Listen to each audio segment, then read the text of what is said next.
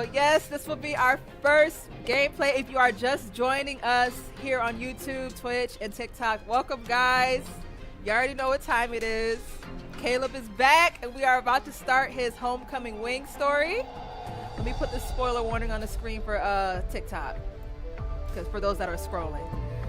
But if you're on YouTube and Twitch, you already know what's up. We are about to get into chapter 1 of Homecoming Wings. And based on what everyone's telling me, the story has been pretty lit. It's been pretty cool. So I'm excited. So you guys ready? You ready to get into it? Infiltration. Let me mute the alerts. Okay. My vision goes dark.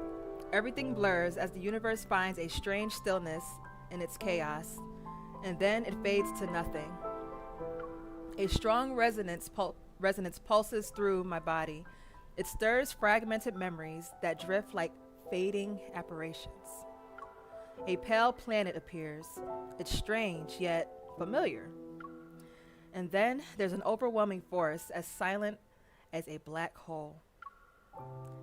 It's a massive artificial eye. Uh-oh, that explosion again. It's been a while since I dreamed about the explosion. Looking back, those roaring flames feel like a surreal, distant nightmare. The searing heat in my dreams is still vivid, but the pain in my heart is gone. Maybe it's because the ether core within me has achieved full power.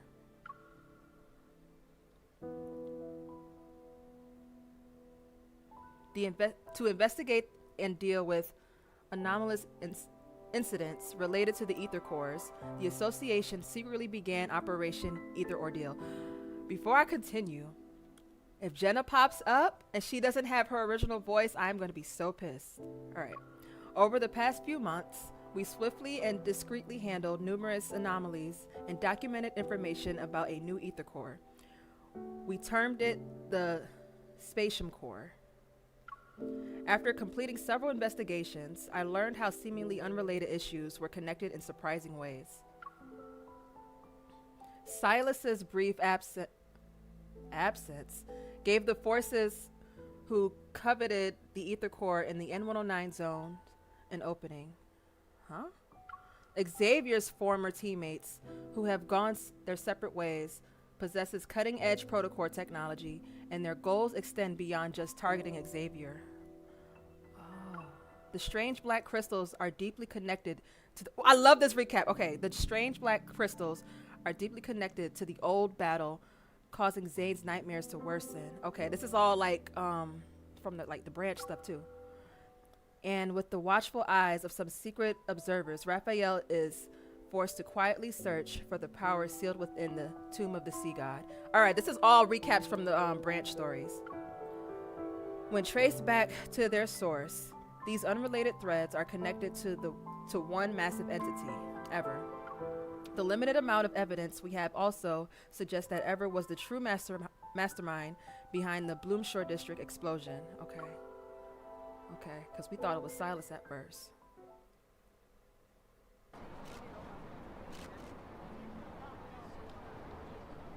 Oh, okay, this is the scene of the crime. It's been a week since the explosion in the Cascade District. The Farscape fleet still has that region under lockdown. No updates, no details revealed about the investigation. The public is demanding answers. Is the new fleet colonel defying the Hunters Association by prohibiting hunters from investigating? Would you say tensions are rising? Deal with those reporters. Understood. The entire garden has been blown to bits. Hey, rookie, go investigate. Who are you talking to? I know he ain't talking to me. Oh, he was talking to me? Yes, Captain. And I said that with my eyes rolled. The fleet uniform doesn't quite fit me. I slowly roll up my sleeves and push aside the rubble as I make my way into the garden.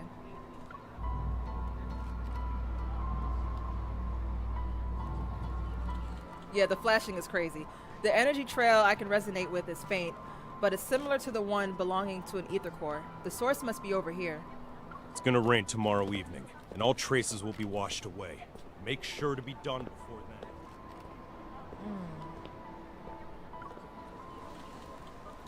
The garden is in ruins.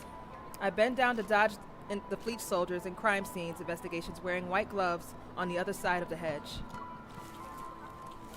It's right behind these bushes. The burnt vines twist through the vegetation. The silent oppression swallows even the faintest of sounds. Part the veins, yeah. Vines, I mean. Behind the layer of leaves and petals, it's as if a small hand darts among the tangled branches. I quickly reach out, but my fingers touch another scorched wall. This flashing is killing me. That brief, vaguely familiar energy fluctuation ripples through the air before vanishing. I knew it. Oh, thank God. Jesus. 1 week ago.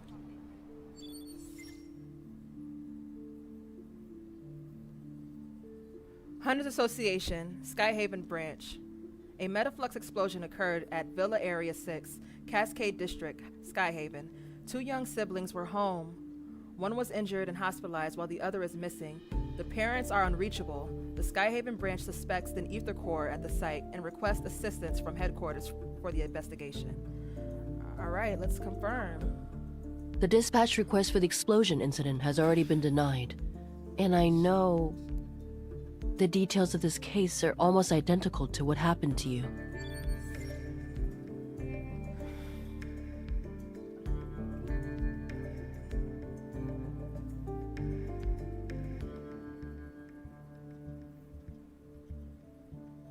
I am hurt. Her voice is really gone. Her voice is really gone. I thought, why did, oh, that hurts so much. I can't. This is not, no, this is not our captain. Why? Leaning against the control desk, Jenna slides a holographic screen in front of my eyes. I am pissed. Rushing to Sky Haven at this critical juncture isn't a wise decision. If I suggested you don't get involved for now, would you consider it? I'm sorry, Captain. Seeing the glaring denied on the screen, I try to calm myself. Yeah, let me... But even if it's unrelated to that incident, it might involve the ether core. There's no reason for the association to object. It's not them who are interfering. It's the Far Space Fleet's doing. The Far Space Fleet? Sky Haven is a floating artificial island that consumes a large amount of energy.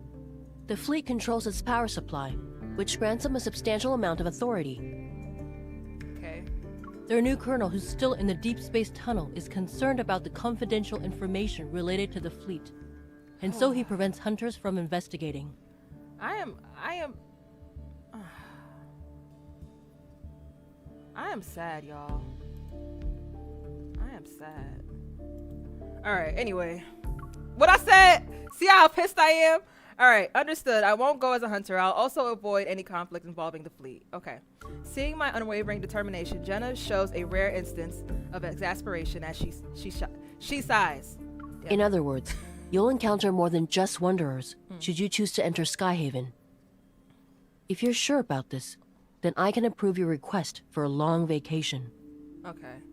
Thank you, Captain.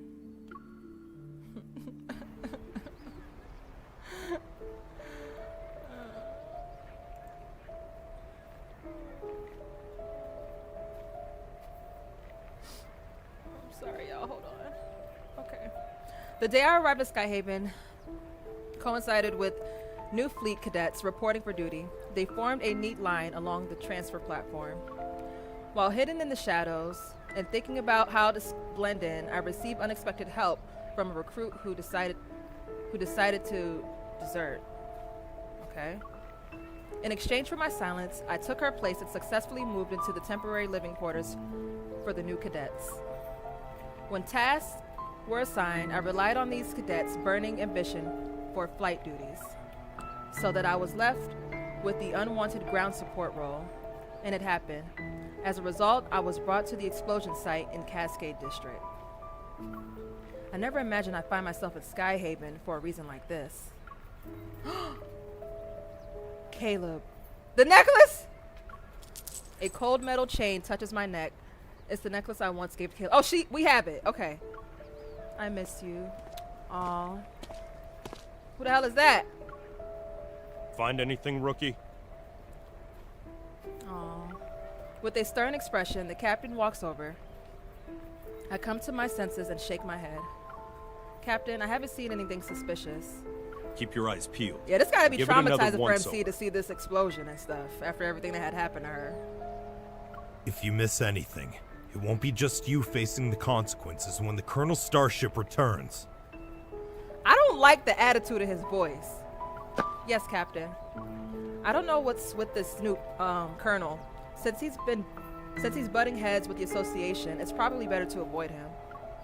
I definitely sensed an ether core earlier. If they blocked off the area because of it, I need to move fast. I have a question, Captain. Usually explosions like these involve casualties or people who are severely injured. How can there be individuals who have gone missing? How did the fleet confirm this? I also heard we weren't sent here to test the traces of. Don't poke your nose in places where it doesn't belong. Mind your own business. I do not like this. I don't like him. I'm sick of him. Hold on. Ooh. As expected, everyone in the fleet is keeping quiet about the circumstances surrounding the explosion. Captain, a suspect just appeared. He showed up in HQ. What did you just say? The Colonel's starship will be on the HQ's runway in 10 minutes. Command is... We need to head back sorry. and deal with the intruder before the Colonel returns. They're already here? If things get too chaotic, I might be able to use it to my advantage.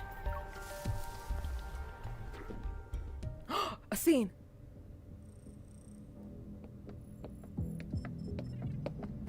Colonel, everything is ready. We'll be landing in Sky Haven without a problem. Do we have any leads yet on the traitor who almost sank us in deep space 3 days ago? I'm afraid not. Maybe our navigation was off. It could have also been unexpected turbulence.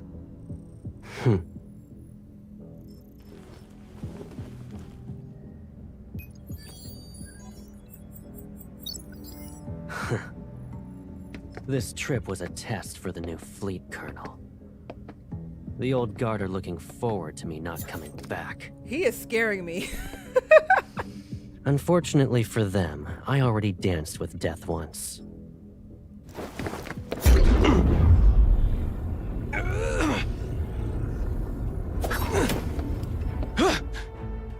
I won't die again. It doesn't matter if you succeed or fail. You've chosen treason, so the consequences are still the same. That's a fake gun, TikTok. It's not real. You don't need to return to Sky Haven.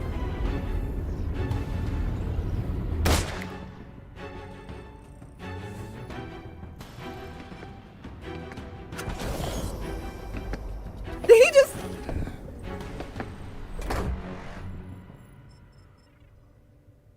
Oh, he is ruthless. He is ruthless. Oh, shit. Xavier, Raphael, y'all need to chill. Hold on. Okay, number 2 above the clouds.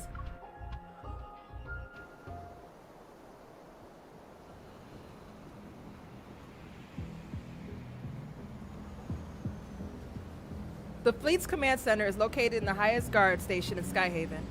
The island itself is surrounded by bright sunlight and cold air. A tall, thin man stands at the edge of the runway, his right hand raised high like a tree touching the sky. It trembles in the wind. The sniper had already taken position before we arrived. The suspect is clutching a detonator in his right hand, so they haven't taken the shot. Captain, he's wearing a fleet uniform. Is he one of us? storing weapons in his private arsenal, and placing explosives in residential areas. Those are ploys to provoke outsiders so they'll be dissatisfied with the fleet and the new colonel. All right, he need to get some. Let me shut up. All units, the chance to prove yourselves is here. Pull yourself together, maggots! Maggots? I wonder who the suspect really is, and if he holds important info about this mysterious group. They made me. The fleet forced me. The fleet made him? Look at the poor bastard. Driven mad by spending too much time in the deep space tunnel. Block all entrances and exits. Make sure no one sets foot on the runway. Following the captain's orders, the entry runway is quickly surrounded in an impenetrable net. Suddenly, a loud buzzing fills the air.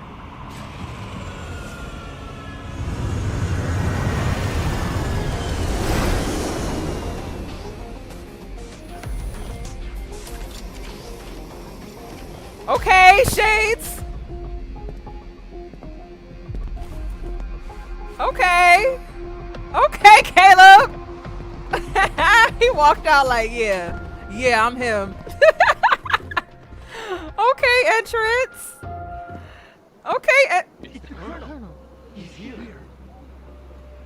he is scaring me, but okay. Under this spectacle of lights, the fleet colonel, who's been widely discussed, steps out of the sleek black starship. In an orderly fashion, he approaches the man at the edge of the runway. His words are muffled by the wind. Joseph, you were chosen to be the pilot of a year-long deep space tunnel observation mission. Your outstanding performance 3 years ago was proof of your capabilities. His voice sounds familiar. The crowd blocks my view, and I can only catch a glimpse of the figure through the gaps. His silver armband reflects a dazzling light. You would have enjoyed the privileges befitting a skilled officer after your return. But 2 months ago, your wife and child died in the fleet's brig. Believing you revealed the fleet's secrets during your mission, you put your family under house arrest. They had died as a result. You're the person behind the Cascade District's explosion, yes? And you were trying to make a statement to the fleet by attacking its members. You know why. Ugh! Joseph sounds as if his vocal cords have been torn. His voice unpleasant to the ear. Yeah, very unpleasant to my ears.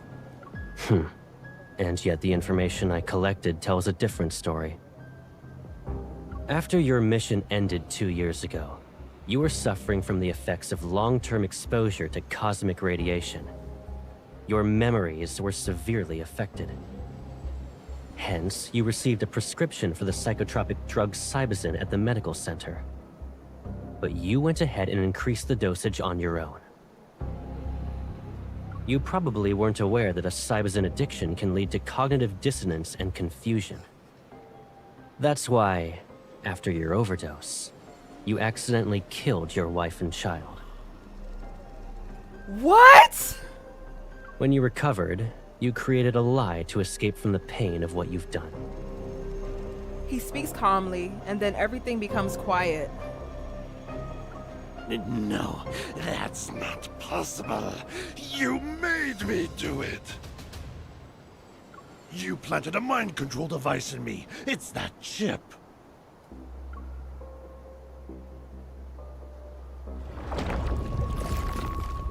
Joseph's hoarse voice is interrupted. Reality instantly distorts behind him, and a black hole appears.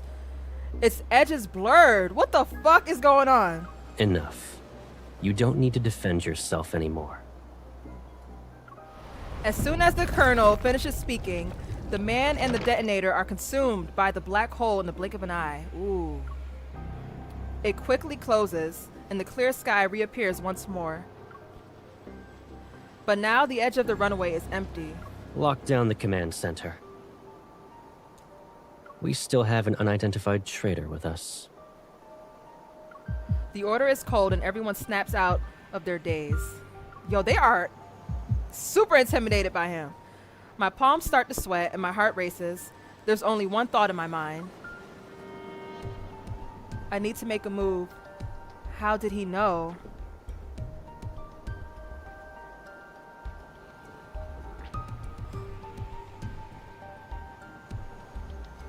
Let me do how did he know, because I'm nosy. How did he know? He just got back from the Deepspace tunnel. Could he really know what's happening on the ground too? Since no one's paying attention, I quietly turn around, but before I can move, I feel as though 1,000 grams have been dropped onto my shoulders. Oh, this is intense. I can't move. This evil is...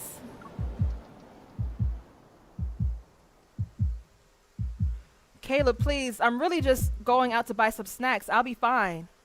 It's raining. And did you forget how you came back home injured? That was when you went out to buy snacks too. You should stay here.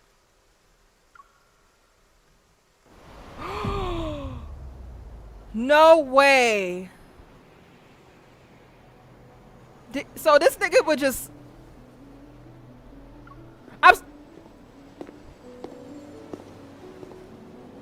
The sound of footsteps stops behind me. A long shadow is cast. Don't move. The moment the voice speaks, my blood freezes. It's not because I'm scared. I heard this voice before. I know this voice. Colonel, I'll immediately start an investigation into her identity. No need. I'll do it myself. My mind goes blank. It's as if the noise around me has been filtered out. Oh, this is intense. Caleb?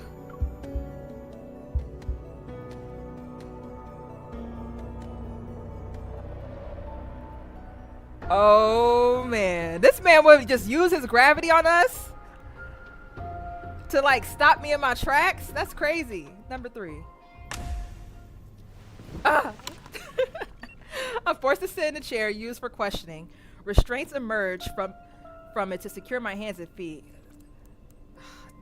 This girl is always being restrained at something.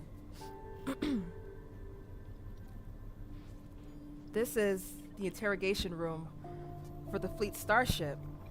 The Colonel will question you himself. Good luck.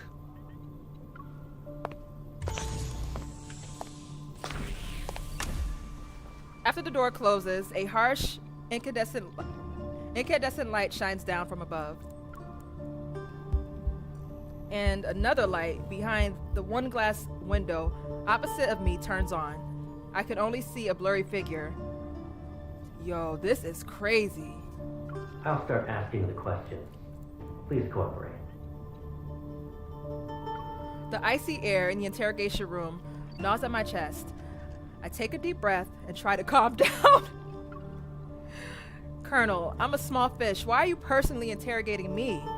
You deceived the entire fleet with a fake identity. Can you really be called a small fish? Do you know what happens to people who pretend to be a fleet officer? Despite figuring out who I am, you didn't attack me. Instead, you brought me to an interrogation room. Either I committed a more serious mistake than pretending to be an officer, or I have a secret that piques your interest.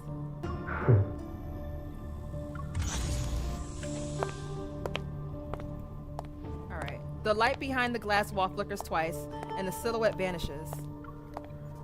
He enters the room without missing a beat, his military boots touching the alloyed floor.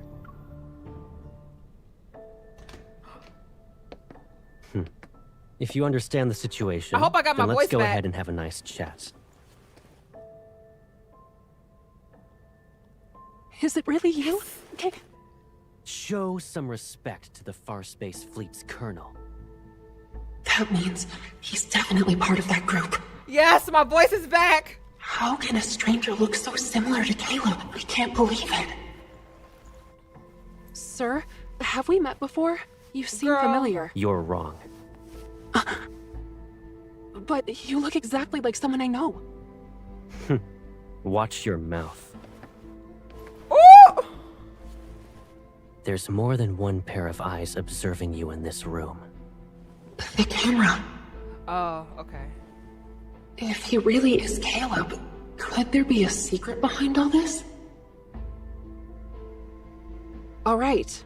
Okay, okay. Smart move. He's like, play along. Good. Let's get started then. This is What is this? intense. An interrogation, of course, and a thorough inspection. That's... Once we're done here, I'll return it to you.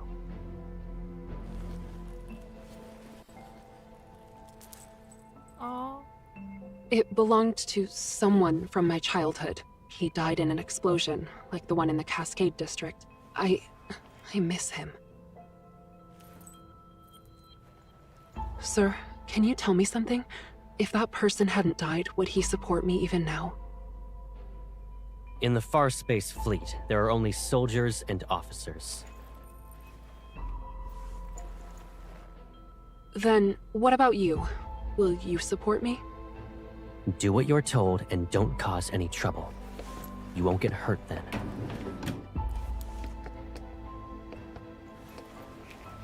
What's this?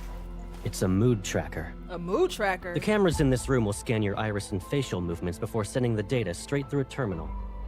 That, along with the monitor's information, will be analyzed to gauge your emotional stability. In other words, there's a catch. You can't lie, no matter what. You... What It's necessary. type of shit? Be obedient and it'll be over before you know it.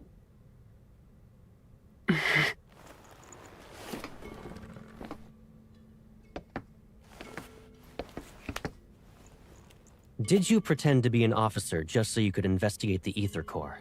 Be honest. What? He knows about the Ether Core? But... I don't know. I told you before, you're not allowed to lie. I didn't.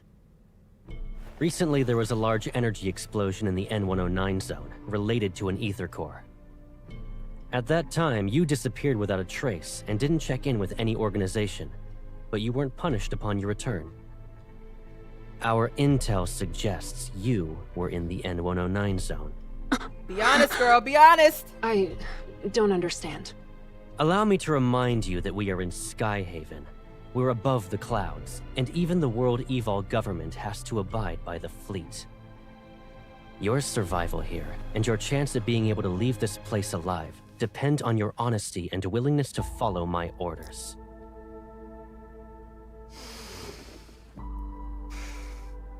I will ask Oh, I should change again. my hair. Did you come to Sky Haven for the Ether Core? Look at his face. Is he really Caleb? He got some Answer. crazy in his eyes. Remember, the camera is watching. You must tell the truth. The camera. He's reminding me that there's surveillance, so I can't say anything. The hair bug doesn't work anymore? Oh, shit. I'm telling the truth. I'm not related to anything involving an Ether Core. This is your last chance. I don't know anything. I'm scared. Shit. That's my heart beating that y'all hear. What was that? What was that? What was that? What was that? You passed. Oh. Okay. He was just testing to see if she would falter. Surprised? Sure, it's been a while, but you already forgot about me? Or You. maybe he... It's you, Wait, right? what the fuck? Caleb. Is there another me in the world? Did I scare you? Hold on. Hold on. I don't like my emotions being toyed with. All right, go. It is you. Caleb. Oh, my... I must be dreaming. It's me. It's okay. I'm back. Aww. Aww. Get a picture of that. Did I scare you as crazy after all that? Right. Like, what the fuck? Yes, you scared me. Damn. Long ass dramatic pause. Okay. Oh. Oh. Oh. Okay. Oh.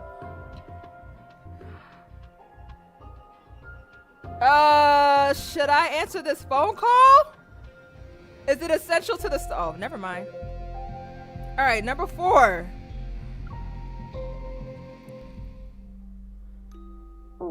Don't be afraid. It's all right. From now on, we'll be living together. Does this mean we'll never be alone again? Yes. Starting today, I'll be your grandma. Hold on. Grandma. In the emptied void, I see everything is like a painting's white background that is seconds away from being drowned into a sea of color. There's one exception, the figure standing before me, who's strikingly clear. Who are you again? It's okay if you've forgotten. I'll remind you.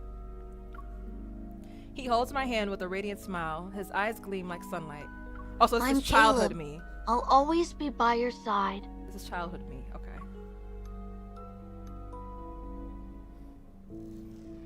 My mind returns to the present. All I can see is a grayish white glow with a metallic chill. Caleb sits opposite me. He reaches for the first aid kit as he holds my wrist, which has marks from the restraints from earlier. Most of the fleet's meds work immediately. It might sting. You need to tough it out. His tender care is completely different from the cold, intimidating facade he wore in the interrogation room. Yeah, he was... Listen. What's up? That gave me flashbacks from Silas when we first met him. I was so terrified. All right, here we go. I need to be sure that it's really you. You still can't believe I'm back? Nah, not really. He gently holds my hand. Do I need to do a formal introduction? Yeah, let's go for it. Come on. He meets my gaze and his voice softens as mirth appears in his eyes. I'm Caleb. Oh. I'll always be by your side. Oh my God. Those familiar words and kind voice are truly unique. I exhale, my racing heart finally calms down. This is crazy. You were scary in that interrogation room, but now... I shake my bandaged wrist and then slam my hand down on the bed next to Caleb. When he's about to stand up, I get in his way again. It's my turn to interrogate you. Oh, okay, let's see. What happened after the explosion? Why didn't you contact me? And you're a colonel now? How's grandma? Nah, what happened after that explosion? The Police and Hunters Association had said... I don't really remember. It was like a dream, to be honest. When I woke up, I assumed it was connected to the ether core. So you already knew it? I just knew. That's all. Okay. Why didn't you contact me? And oh, so am I still gonna be able to ask him all the questions? Okay, so let's do the second one. You survived. Why didn't you contact me? And you're a colonel now? Well... He turns to look out the window. The night sky resembles a dark, flowing river. If I didn't join the fleet, I would have been abandoned. Abandoned? That's just how things work, Pipsqueak. Oh, God. So, I couldn't contact you. I can't bear to imagine you being put through that pain again. Caleb isn't exactly interested in explaining, so I don't press him. Damn, so I can't ask about Grandma now. What matters is that he's alive. Oh, okay, here we go. How's Grandma? How's Grandma? If you're here, she must be okay too, right? Oh, look how you look down. I think it's over for her. Ooh, yeah, it's over for her. I'm sorry. I couldn't protect both of you. Wait a minute, what did he mean by that? So, was he able to pick one or the other during that explosion? As Caleb's gaze loses some of its light, the faint hope in my heart breaks. Oh no! Alright, let's move on. You might start crying again if we don't. Oh. We finally reunited. If Gran knew, she'd want you to cheer up.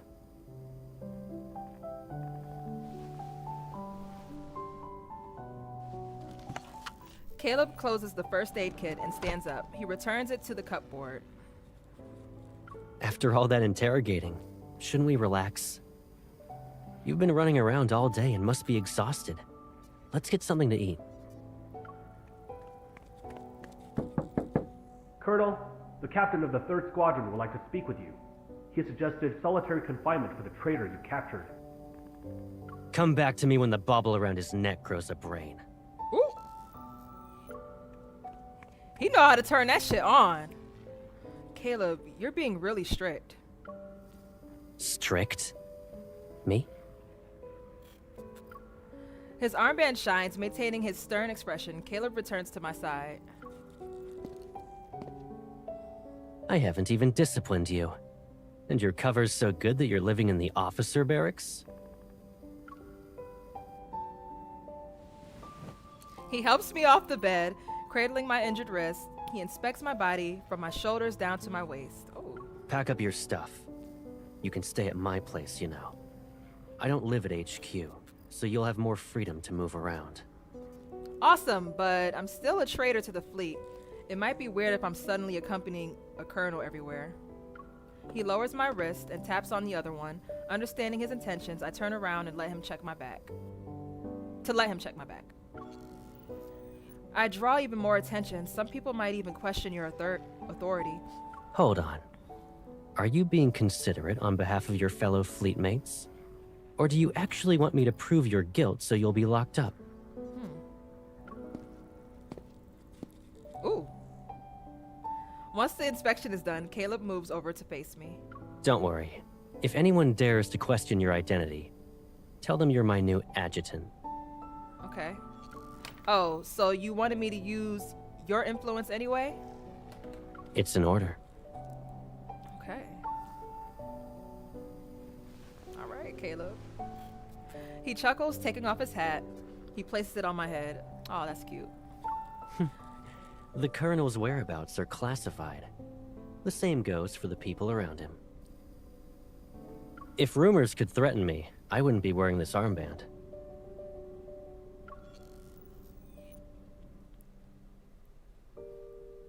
Oh, Caleb's personal aircraft carries us away from Sky Haven's main island, and we go to the surrounding guard stations. Golden sunlight traces the crystalline lines across the viewport. In the cramped cockpit built for two, I tell him everything that happened when we were separated for several months. The researchers being killed one after another, the documents Grandma left behind, and the ether core within me. Since Operation Ether Ordeal and the Spatium Core are confidential, I omit the details related to the Association's investigation. Caleb, the one who's pulling the strings, is ever. Behind his goggles, Caleb's gaze is unreadable. He grips the control stick and expertly guides the plane through the clouds. I understand. Let me deal with it for now. Hey. 10 minutes later, the scenery projected from the starship's camera shifts to a floating fragmented island.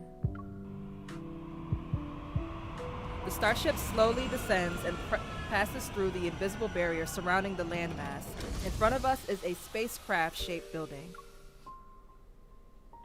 Oh. Here we are. Where we at? Oh. This where he live?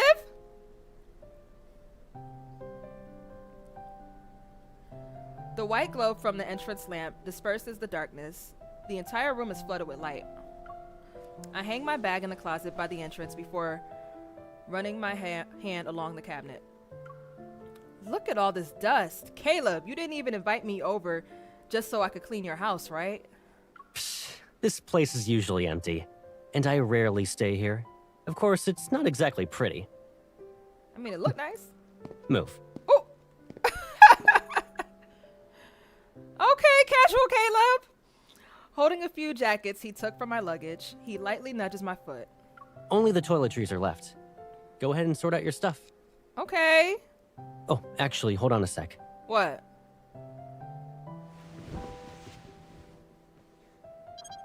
After tossing my jacket aside, he takes my finger and presses it on the door's lock.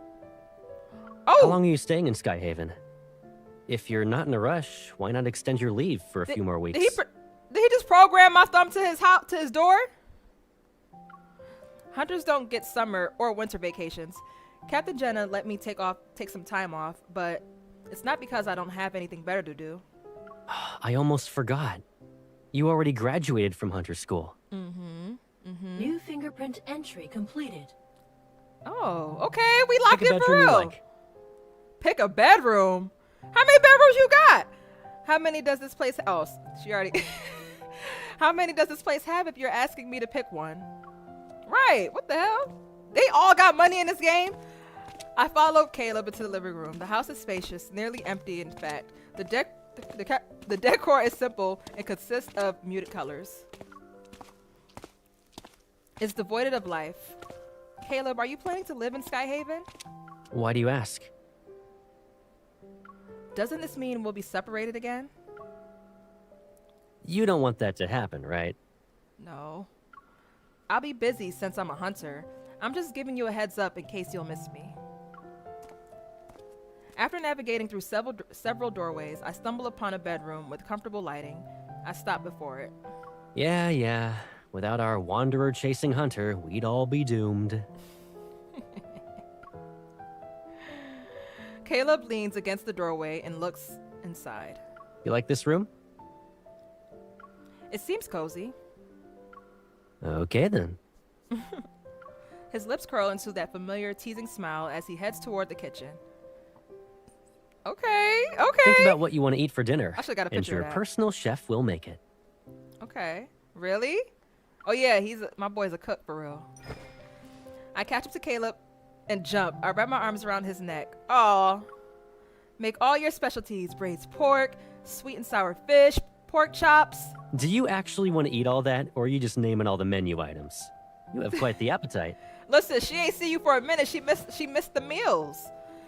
With my weight on him, Caleb pivots before putting me down. You don't need to help out. Just relax in the living room. Oh yeah, just so you know. What? That room you claimed is mine. So what does that mean, Caleb?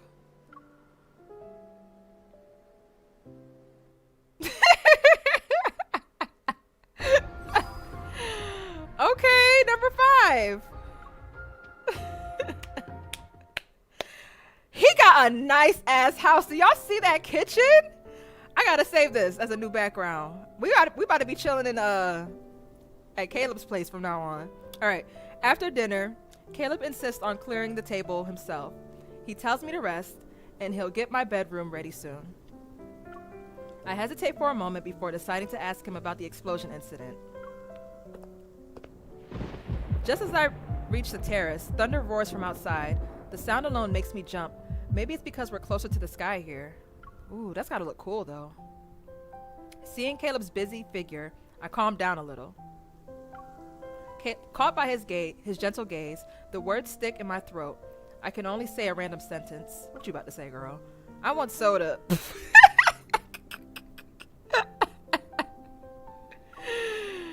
That's okay. Caleb steps aside, creating a path for me to get to the fridge. Do you want one? Help me open it. Let's flirt a little bit. Help me open it. I hold out to him the can that I took. Caleb silently stares at me for a moment. Then the metal tab is popped open. You're putting my evol to good use like always. Okay. We toast. Our cans clicking against each other. Another roar of thunder startles me. Yeah, however, I choke. Still a scaredy cat? Hey, don't. Caleb can't help but chuckle. He pats my back, and as if recalling something, he looks out of the window into the night. I thought you weren't afraid of it anymore. Aww. What do you mean by that? What do you mean? Caleb sets down the soda and brings up a tablet that controls many of the house's utilities. The curtains are shut, which protects the room from the storm outside. Remember your astrophobia from when you were little? Didn't you usually hide whenever thunder rolled in? Maybe it was because thunder sounded too much like a wanderer's roar. I was still terrified of it months after the chronocatastrophe had ended? At first, I thought you were playing hide and seek with me. But then I saw you were just frightened. Aww. You always remember the minor details. But eventually I became immune to it. And who should we thank for that? The Lord. I look up with his eyebrows slightly raised. Caleb grins, and reflecting on those memories, I pretend to be clueless. We should thank my resilience. You ungrateful pipsqueak. Oh! This is cute. I ain't gonna lie. I like this. I like this. Caleb teases me and pinches my nose. Chuckling at my reaction, he lets go. Of course, I remember that whenever there was a storm, regardless of whether it was during the day or at night, he always stayed by my side. I didn't dare to fall asleep, but Caleb always covered my ears until I dozed off. The thunderstorms trapped him, the most popular kid on the block, inside the house. Huh? Oh, and so he had to seek refuge with me in various hiding places. So no one else knew it was me that was trapped home, and Caleb was the one who broke that magical cage. Caleb, why were you always the first person to find me? It didn't matter whether I hid in the closet or the attic. We probably have a telepathic connection. Ooh. You just got lucky every time. Yeah, and? Doesn't matter if I'm lucky or not. Sentimentally grazes my heart. Wait, what? Sentimentality grazes my heart's surface. My hand that's resting on the fridge subconsciously twitches. Why do I feel awkward all of a sudden? I mean, isn't telepathy usually something twins have? Like the ones who are involved in this incident? Oh, yeah. Thinking of those two. Oh, okay. Thinking of those two that were affected by the explosion, my voice lowers. Over the next few days, there wasn't any progress in finding Kevi, and his sister Mia is still recovering. Caleb, You still want to investigate? Mm-hmm. Caleb has read my mind. I hesitate for a moment before nodding. Kevi is still missing, and I need to know if Ever is related to the explosion. If Ever is involved, there's a good chance I'll get important info that's connected to the Ether Core. Kevi might have already been marked as their target. The fleet will handle it. And even if you doubt them, can't you trust me? Yeah, for now. Since you're on vacation, why not just kick back and relax in Sky Haven? Okay, I guess I could do that. But Caleb! His sister must be worried sick about him right now. She probably wants to be with Kevi again. What? Why you looking down like that? What happened? I'm already your adjutant. I promise not to cause any trouble. If anything bad happens, I'll take full responsibility. Ouch! Something hits my head, but it's not a light tap or a smack. Caleb has a serious expression. Oh. What are you even saying? I always have your back. Don't even think about drawing a line in the sand. Oh my god. Take care of yourself. Thank you for the Do that, subscription, and you can investigate whatever you want. Oh, I like that name, Assault Shaker. So after everything draws to a close, can you come home with me? I remember you saying you'd be fine by yourself. But it seems like you still want someone with you. I'll worry about you if we're always separated. Is that the only reason? Ooh. He shifts his gaze down after suddenly using a softer voice. Uh-oh.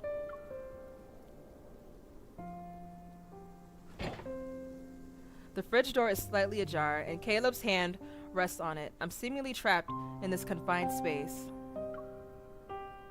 A cool breeze brushes against my shoulders. The faint glow from the refrigerator casts shadows in the depths of his determined, steadfast gaze. Is it just because I said I'd always be by your side? Ooh, just got serious. I'm just messing around. What's wrong? Cat got your tongue? Feeling the tension dissipate, I pretend to be annoyed as I push him away and change the topic. Alright, push him away. Get him out. Move! Caleb, move! Move! It's so cold being in front of the fridge. If I get sick, it'll be your fault. Amused, Caleb willingly backs off. Alright. I'll keep my distance. it'll be like there's an ocean between us. Oh, okay. You stick to your side, and I'll stick to mine. Okay. Don't worry. You won't have to remind me twice.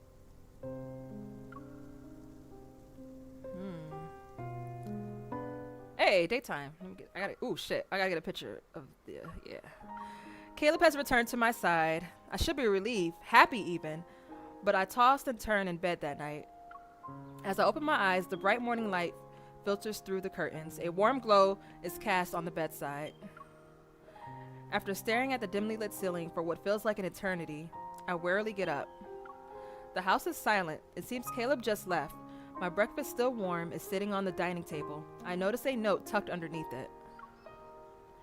Your highest priority is resting and enjoying your meal. Everything else comes second. Aw, that's sweet. I smile as I fold the note. When I sit down, I get a voice message. Oh! Let's see. What you said. Press play! Did you eat breakfast yet? I'll be sorting some things out with the fleet. I'll pick you up later. Aw. Yeah, okay. I finish eating my breakfast while going over last night's plan in my head. Alright, it's time to visit that medical center.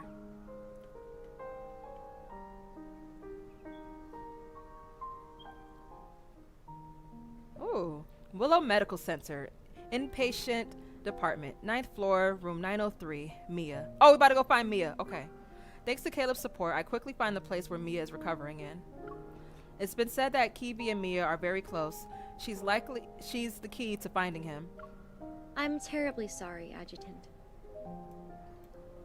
What? Why are you sorry? The patient has just recovered from being in critical condition. Ooh. Visits are prohibited unless her primary care physician authorizes it. This applies to fleet personnel as well. Could I speak to the doctor then? The nurse looks me up and down. Bitch, there's a hint of suspicion in her eyes. Dr. Jones is busy with meetings with a visiting team of medical specialists. The earliest you can schedule an appointment with him is next week. I understand. Let me in! Let me stop. Mia is in a precarious situation right now, but with the hospital's strict security measures, her safety is guaranteed at least. I find myself walking to the elevator and my gaze falls into the directory sign. The administrative offices are on the 16th floor. If Dr. Jones is in a meeting, he might be on this floor. Ding, the elevator opens. While engaged in hushed conversations, several doctors step out. I guess I can only try my luck upstairs now. Just as I'm about to enter the elevator, a familiar voice cuts through my train of thought like a blade of frost. Zayne! Zayne! Zayne! It's Zayne! Zayne! Zayne! Hi, husband! The figure wearing a white lab coat turns around. When our gazes meet, he adjusts his glasses, surprise flickers in his eyes. Ariana, what are you doing here? Is this the confidential schedule you talked about 2 weeks ago? Don't worry, I'll experience memory loss once I'm back in Lincoln. Oh, so paths crossing immediately. Right, this is crazy. Okay, all right, relax. At the vending machine, Zayne gets himself a latte. He gives me a bottle of pear juice. If I'm not mistaken, a few days ago you said the association ordered you to take leave. However, I didn't think a medical center in Sky Haven was a vacation spot. Well, he slightly tilts his head back to sip his coffee and frowns because it isn't sweet enough, of course. He scans the department signs on this floor. You don't have to explain why you're here. It's obvious. I sigh and give Zayne a rundown of the incident. I figured I could talk to Mia and see if she knows anything about Kevi. Mia is no longer in critical condition. Okay, good. She should be able to receive visitors. Alright, great. Thank you, Dr. Zayne! Do you know Mia? Her primary care physician used to be my colleague. He mentioned her during his visit. Since Mia was exposed to a metaflux explosion, I checked her heart to ensure she's all right. How is she now? Uh-oh, I don't like that. Her physical recovery is going well, but she was badly shaken by the accident. Oh. Mia still displays signs of avoiding the outside world. Oh, poor Mia. But you talking to her might help ease her nerves. Okay, I'll get right on that. If it's possible, I'd like to try. Zayne taps the folder containing medical records, then he looks at me. Give me a second. I'll ask. Yes, period. I bet they won't deny me now. They ain't gonna deny me now. Because I got Dr. Zayne on my side. You have a moment. Yeah. Where that nurse at? A few minutes pass, then Zayne puts his phone away. Under my hopeful gaze, his expression softens as he nods. Follow me. I'll check on Mia's condition first. And if she's all right, I'll ask her. After receiving the visitation guidelines, I take a deep breath and follow him into the hospital room. All right. In the pristine white room, a young girl around 10 years old sits on the bed. Her face is covered in bandages. Oh. Mia, Oh. the nurse said you drank some milk today. That's good. Oh, his soft voice. Mia turns her head without responding. With a blank stare, she looks out of the window. Zayne crouches down by the bed. He gently touches Mia's elbow. Oh. Since you listened to the doctor and the nurse, it doesn't hurt as much now? The little girl slowly blinks, silently acknowledging Zayne's words. While waiting for the pain to go away, do you want a reward? I wanna go home. Oh, Mia! My Shayla! My Shayla! Her soft voice tinged with sorrow resounds in the quiet ward. My heart feels a faint pang, as if that voice reached out to me, urging me to move closer. However, I hesitate, unsure of how to start a conversation. Seeing that Mia has noticed me, Zayne speaks in an even gentler tone, which radiates reassurance. She's my friend. A skilled hunter who saved many children like you. Oh, thanks for vouching for me. Huh?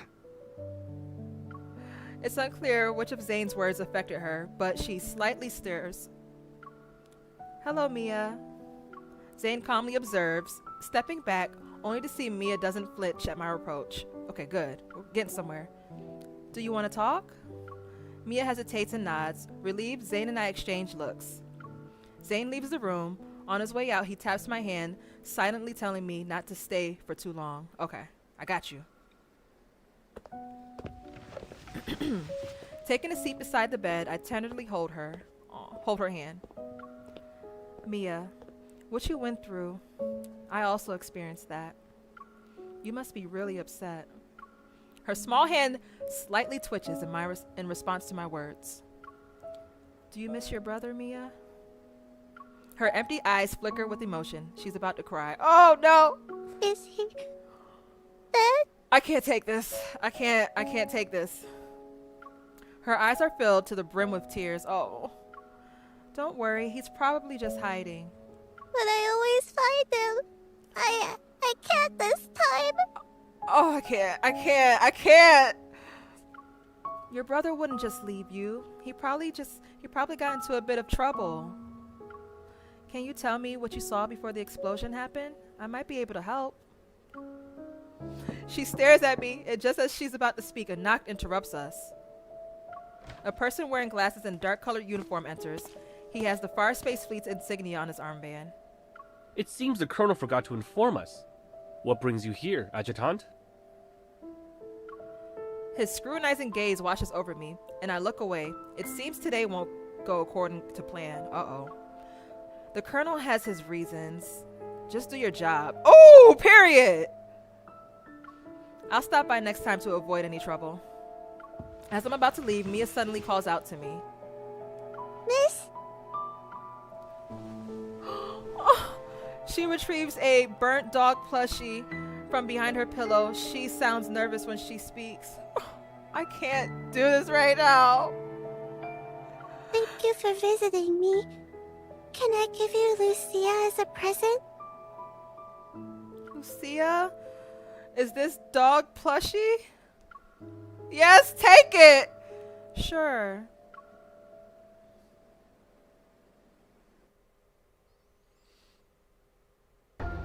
My Shayla.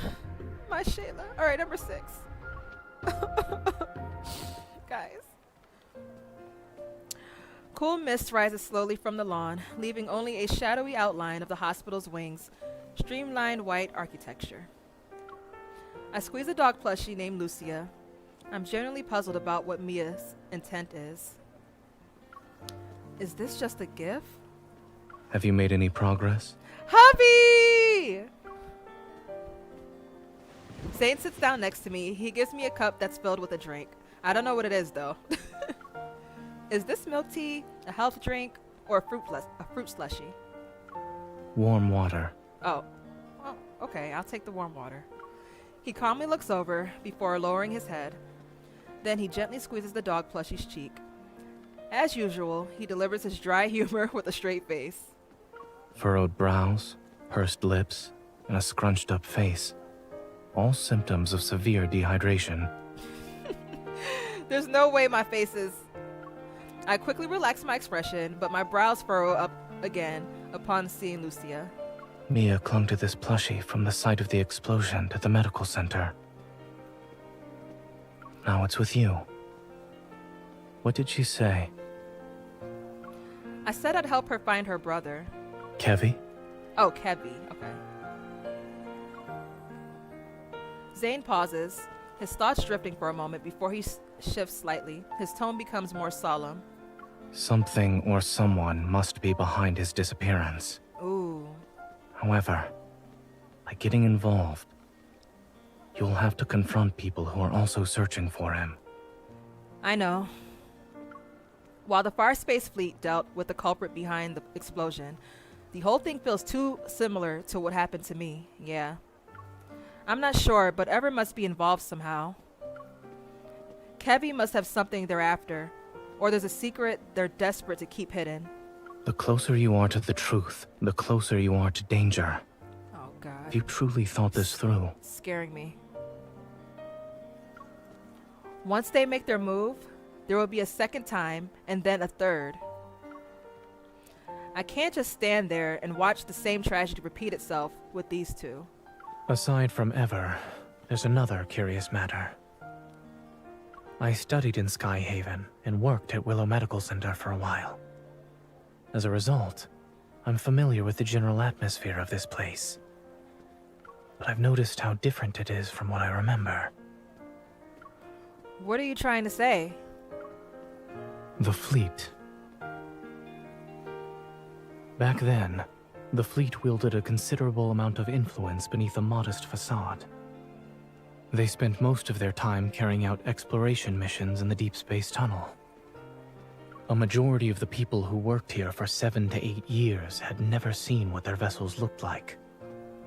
This sort of large-scale operation where their forces have been deployed on the ground is unprecedented. It is strange. If there's another reason, even if there's another reason behind the fleet's large-scale operation, with so little information available to me, it's hard to determine their role in this incident. I'll keep a close eye on the situation, but for now, I need to find Kevi as soon as possible. He's been missing for a while now and could be in danger.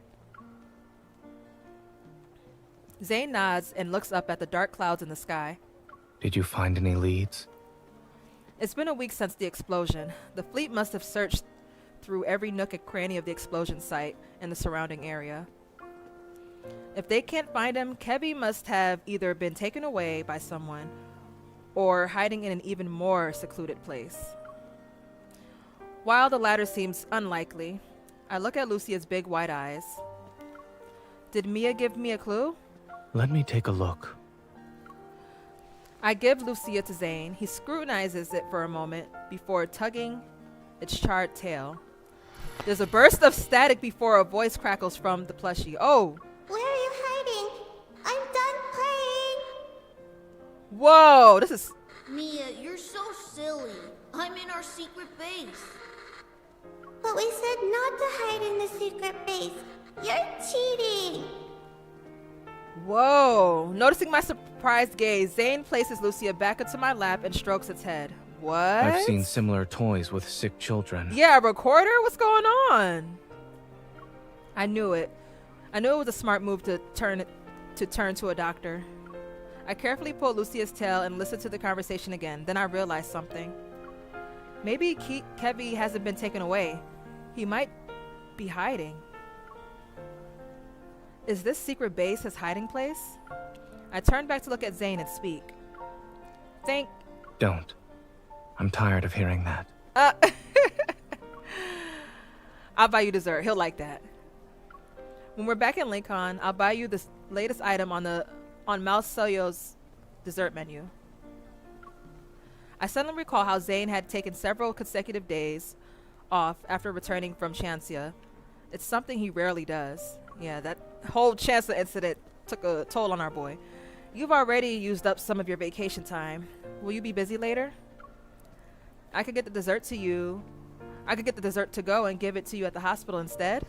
This is the first time I've heard of someone inviting another out for dinner by using a complaint. I'm afraid I'll bother you when you're busy. Zayne slowly leans back, studies me for a moment, and then reaches for a cup of warm water. His expression remains indiscernible. I suppose what you need isn't water, but something that's more than lukewarm. What do you mean? Noticing my confusion, Zayne slightly tilts his head and responds with a smile that carries amusement and resignation. We both have to deal with challenges, one after another. True. If we want to see each other, then there will be moments like this where we can sit together. Yeah. No matter how hectic things get. He lifts Lucia's head, and the plushie stares at me with its dewy black eyes. Once you help Mia, take some time to think about what you'd like to eat with me. Aww. I love you! I love him. Oh, we're back here. Following the explosion, the Farspace fleet uses wanderers as their reason for sealing off an area and evacuating all residents within a 2-kilometer radius. Maybe the week-long search has led them to believe Kevi is no longer in this neighborhood. No fleet soldiers are stationed here tonight.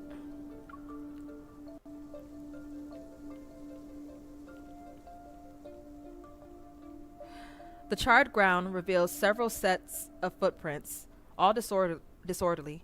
Many have passed through this place. Kevi? Oh, we about to find Kevi? As I enter the backyard, I see a scorched swing and a slide that's been reduced to a metal frame. I pause before carefully tugging Lucia's tail. If Kevi is still around, he might hear this. After a few minutes, I notice faint sobbing. The fuck was that? Suddenly a familiar energy fluctuation ripples through the air.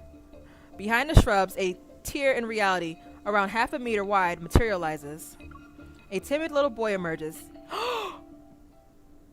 He's hesitating.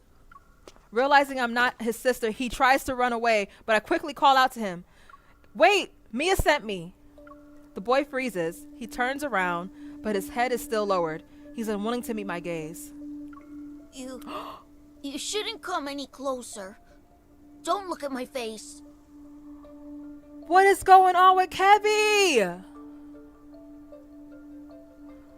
Y'all see his face? Have I become a monster? Granulated crystals seem to be growing around his eye sockets, almost engulfing his whole face. A few months ago, I saw this sort of phenomenon in the N109 zone with those monsters and in Chancia City. Maintaining my composure, I touch the crystals on his face. A sharp pain shoots through my palm, but the growth stops. Just as I thought.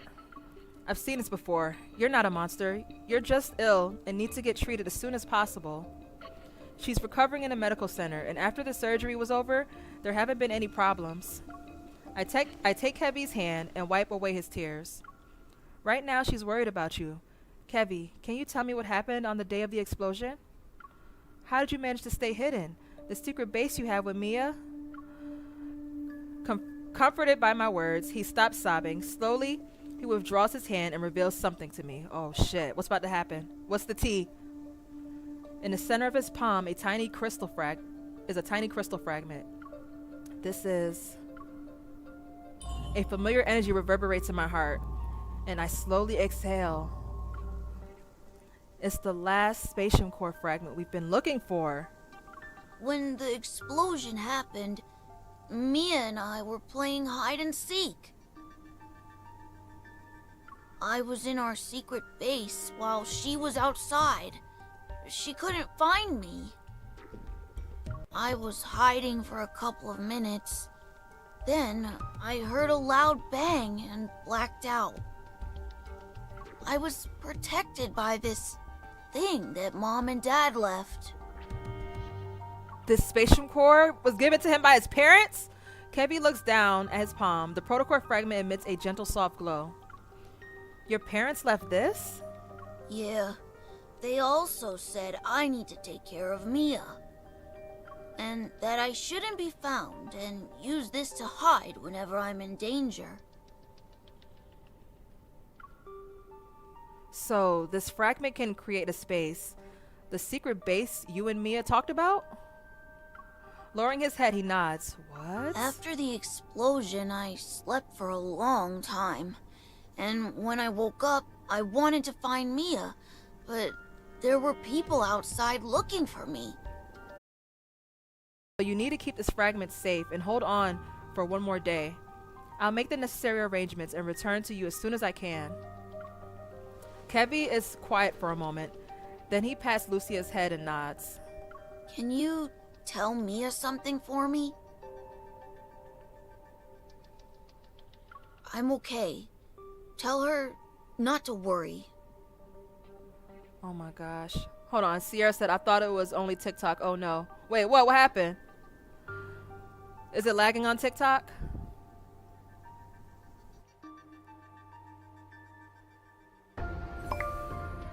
Silas, this is not the time. So, Kevi's parents had gave him a spatium core, and we have it right now. So apparently, he said after the explosion,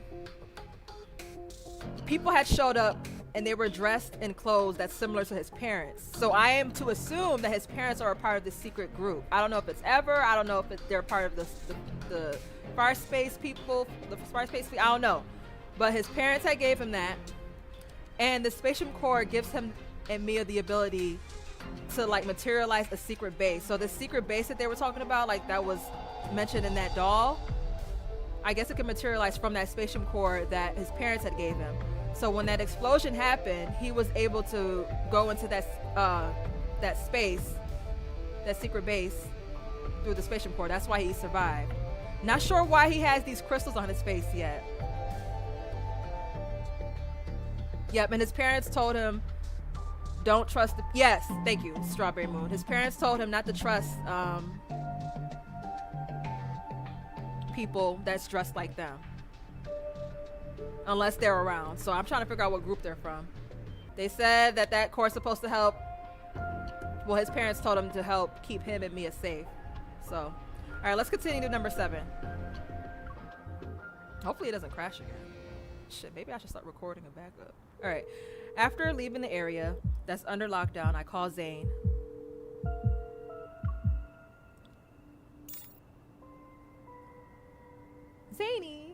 Zayne! Don't rush. Speak slowly. Okay. Did you find Kevi? When his voice comes through the phone, it's almost as if a warm hand is soothing my troubled mind. Yes, he has a spatium core fragment. He's been using its power to hide himself. He's also... Oh, so we were going to give a recap here. He's also infected with something that involves those black crystals. But his condition seems slightly better than what we saw in the patient at the Chancellor Hospital. In Chancellor Hospital, Zayne and I arrived at a preliminary conclusion. The ether core's power doesn't cause transformations like this. Someone is responsible for creating this crystal-related disease, yeah. And assuming that's the case, they're deliberately turning people into monsters. After I revealed this conclusion, we never really discussed before. The other end of the line is silent for a few minutes. Ooh, damn, minutes? A few years ago, I witnessed something similar. That person was my friend. Is this about William? Recalling my conversations with Zayne in the Arctic, a guess forms in my mind. Was it the one who died at Mount Eternal? It couldn't be because... Yes.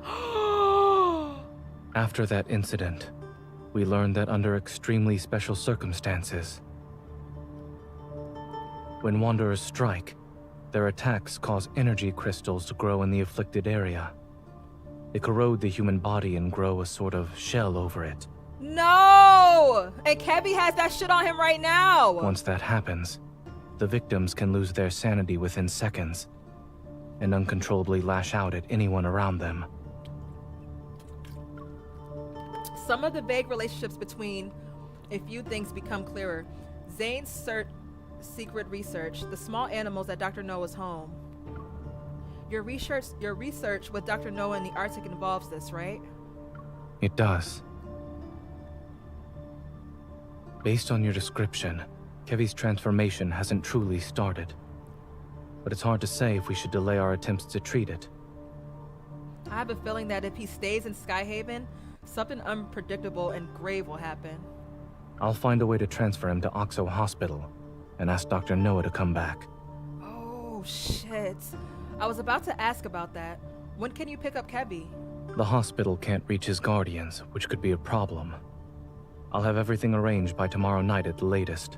Okay. Then I'll bring Kevi to you at that time. There's one more thing. A necessary reminder, so to speak. What? I'm scared. What is he about to say? He pauses before lowering his voice. Since Kevi has an ether core fragment, it's possible Ever will keep looking for him. Oh, fuck. When caring for others, you must be mindful of your own safety. Oh, shit. Sure. Before coming here, I thought I had grown stronger. I thought I'd be capable enough to handle the challenges that awaited me. But I didn't expect them to become even more difficult. Fortunately, I've never had to face them alone. Yeah, you got like 5 boyfriends. Perhaps I'm also doing this for myself. Oh, you're just gonna hang up after? Okay. After the call ends, my beating heart finally begins to calm down. I look up at the moonlight hidden behind the dark clouds. The night is still, with no wind or rain, and the stars shine brightly. I suddenly wonder, is Zayne also looking at the same night sky right now? Huh.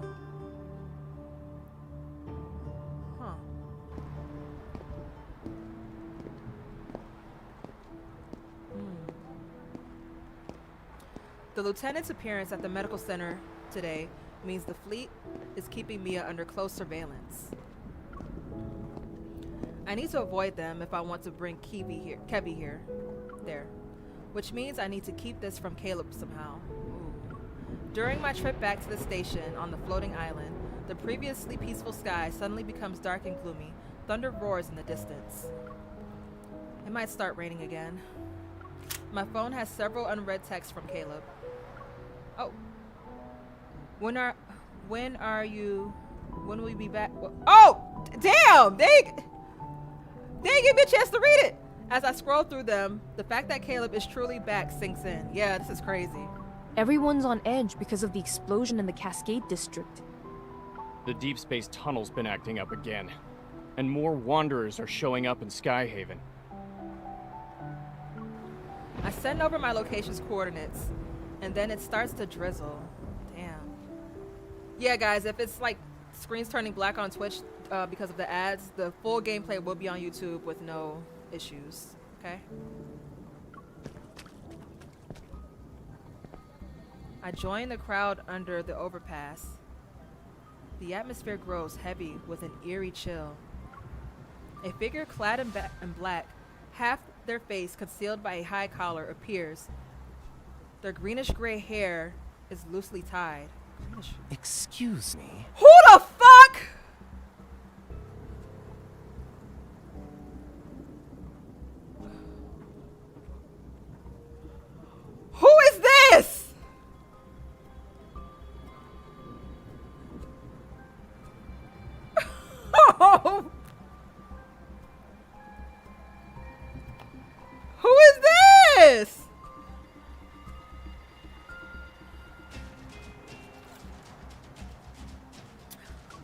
but they don't move. Something's off. So I move to the side. Is it me or is his silhouette similar to the guy that Caleb was yelling at earlier? The one that was making the weird noises. Is that him? Can I help you? Yeah, you can. Is this that? It is? All of a sudden, there's a small explosion nearby. The scorching heat throws me back a few meters. Oh, shit. It's a wonder! Run! I steady myself, covering my nose and mouth with one hand and waving away the smoke with the other. The stranger is still there. He pulls down his collar to reveal his face. With a forked tongue and white slit pupils, he grins mysteriously as if knowing this would happen.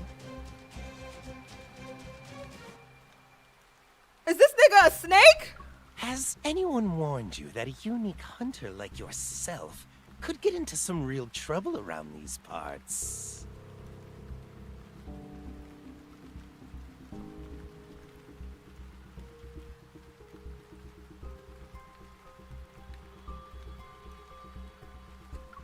He moves like a grayish light serpent. His fingers change into blades as they swipe past my cheek. I barely manage to sidestep him. He attacks again, aiming for my throat this time. Oh my god! He's tough and quick. I instinctively lean back and narrowly avoid the silver blades. I pistol whip him, the gun landing a decisive blow in his head. Period.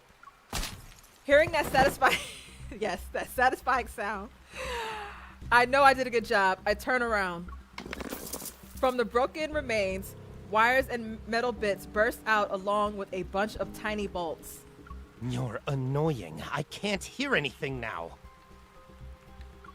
The man touches the broken part of his ear before tossing the short circuiting implant into the drain. What?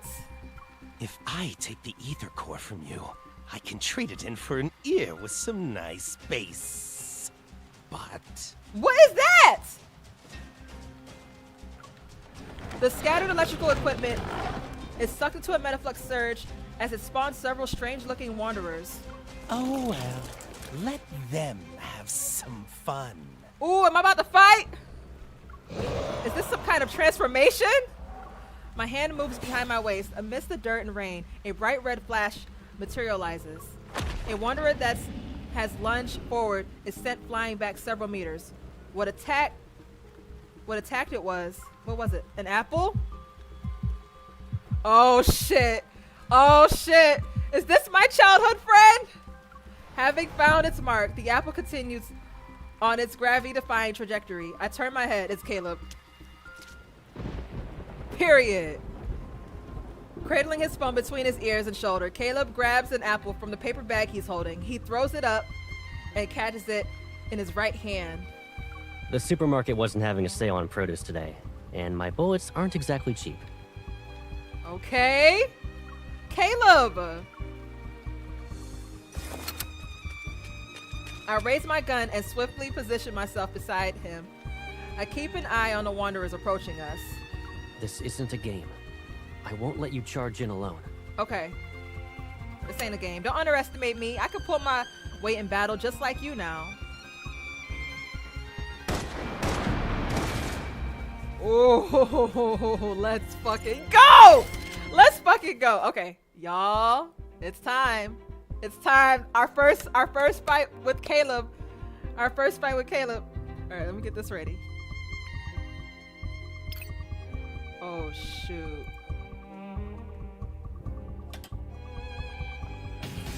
Ooh! This is too easy. Ooh, what's this around my body?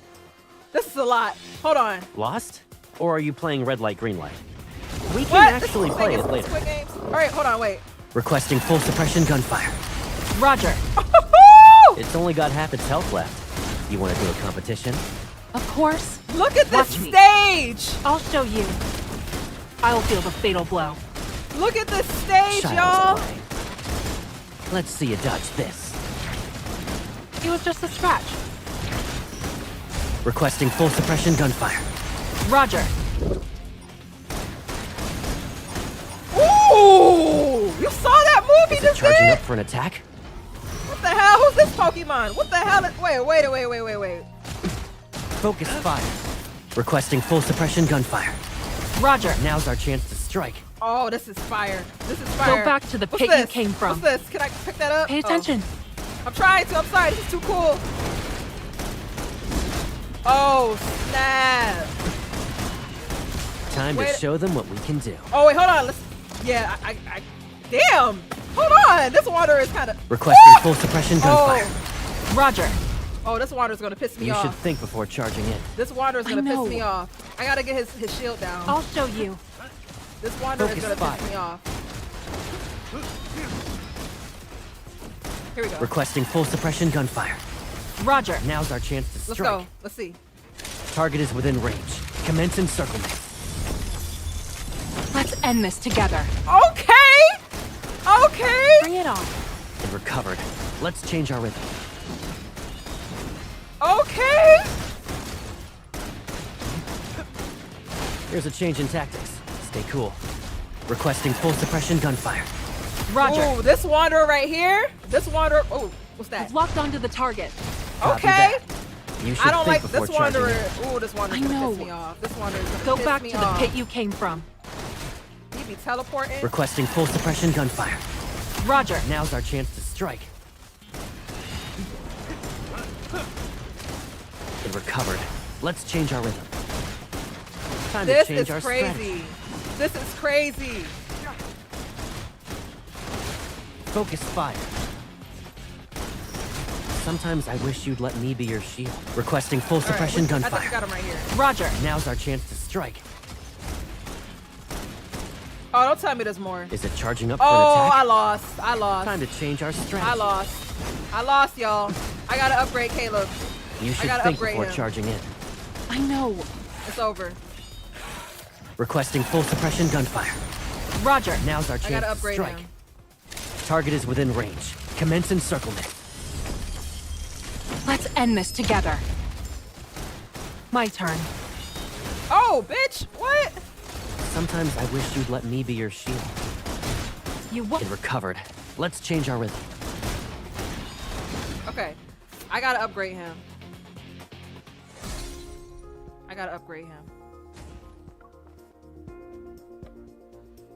That was lit. That was lit, guys. Hold on, that was lit. My bad, y'all. I thought I could change it.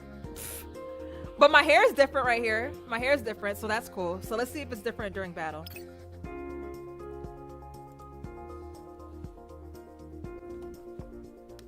I love this icy stage. This shit is... A small test. It's nothing we can't All right. handle. Lock it. I'm keeping my Let's guard. see you dodge this.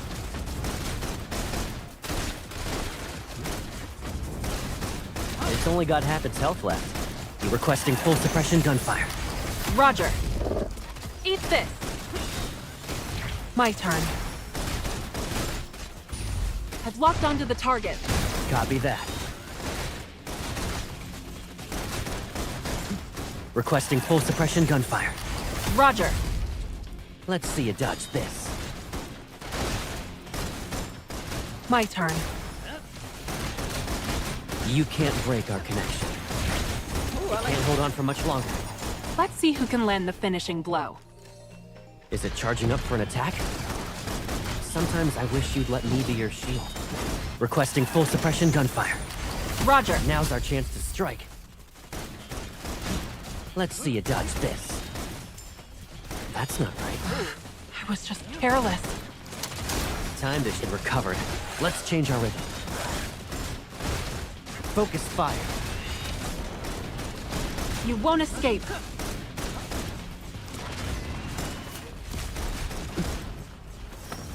Child's play. Caleb. Coming. Target I is meant within to use, range. Commence encirclement. Let's end this together. Fine. Requesting full suppression gunfire. Roger. Now's our chance to strike. My turn. You can't break our connection. Steady now. We can do this. Requesting full suppression gunfire. Roger. Now's our chance to strike. How would you rate our team? Woo! 100%. Yes, yes, yes, yes, yes. Okay, and we got 3 stars, period. Okay. All right, guys, we're back in business. Okay. We're back in business. All right, let's continue the story. God. I'm sorry, y'all, that had to sit through me going through updating those cards like that. My bad. All right, let's go. Blindfold. Don't you start. Don't you start. You better come on now. Here we go. Bang! The last wanderer is flattened by an unseen force and scatters debris in all directions. Caleb! Muddy water is everywhere, but Caleb seems unfazed as he brushes aside the damp strands of my hair. Are you hurt? I'm good, but that person is getting away. Caleb holds out his hand, his fingers slightly extended. A barrage of stone shards chase after the fleeing figure, cloaked in a dark grayish green. Eat some fruit. I'll be right back. You got an apple for me?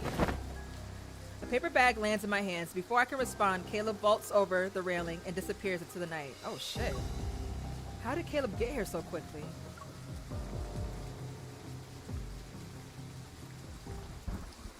Perfect vessel, my ass. It doesn't even look as good as us unfinished products. Damn it! They be cursing now? I mean, I know they said damn it before. This is the first time I heard somebody say ass. Sharp shards pierce through the half of Viper's face, and before he can even cry out in anger, a kick knocks the wind out of him. A powerful force slams him into the ground, which instantly destroys the other half of his face. I see it's shedding season again, Viper. Oh, oh. You bastard! I'll kill you! Caleb increases the weight. Ooh! Immediately, the crisp sound of something cracking reverberates. Is he literally breaking this man in half? Those invisible restraints are like iron that even make Viper's knees creak. Okay, this is knees. You stop it! A white prosthetic eye floats into Caleb's hand and is crushed in an instant. Who gave you the right to approach her? Hold on. Just my first line saved. My first line saved from Caleb. Okay, go. The professor said it's not time to go after her yet. I was just playing around with her. It feels as if a swamp is slowly squeezing the air out of his lungs, making it difficult to breathe. There are less than 72 hours before the final cleanup. I'm just reminding you that. If you can't retrieve the protocore fragments, you're done for.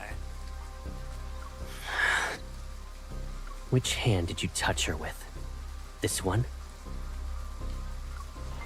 Unfazed by the threat, click. Viper's left hand is twisted! And he almost passes out from the pain. Caleb is crazy. You need to protect her. It's a bit much. Wouldn't you say your overprotectiveness borders obsession? Oh, he ain't wrong though. He ain't wrong though. He ain't wrong though. Raindrops are suddenly suspended in the air. They're like countless silver needles that are ready to pierce him at any moment. He can't even laugh. Caleb crouches down, meeting Viper's gaze. He slightly smiles. Lay a hand on her again, and I will kill you.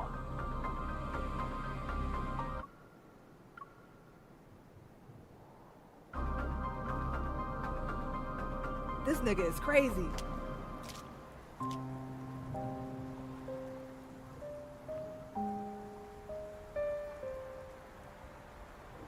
Unable to find Caleb, I have no choice but to retreat to the overpass. The soaked part of the paper bag I'm holding leaves a chaotic pattern on my hand. It almost resembles a winding labyrinth. That person knew I had an ether core. Is he an assassin sent by Ever? But he wasn't planning to kill me. It seemed like he was testing his prey. Why are you standing here in the rain? Oh, that is cute! Oh wait, open your eyes back. There you go. An umbrella shields me as Caleb reappears. He frowns as he wipes away the water from my face. That was a lot. Caleb, are you okay? I'm fine, but I lost track of him. Having checked Caleb's hand over and over again, my anxiety only dissipates when I confirm he's unharmed. Okay. It's okay. I got some of the parts he dropped. I'll take them back to the data analysis. Hopefully, there will be something to learn. We'll talk about it later. Let's go home. Yeah, he about that life for real. He takes off his coat and drapes it over my head. With his arm around my shoulders, his warmth quickly envelops me. Give me a heads up next time you go out. I can't help but worry about you when you're all alone.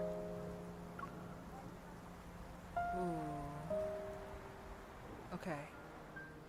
Upon returning home, Caleb ushers me into the bathroom.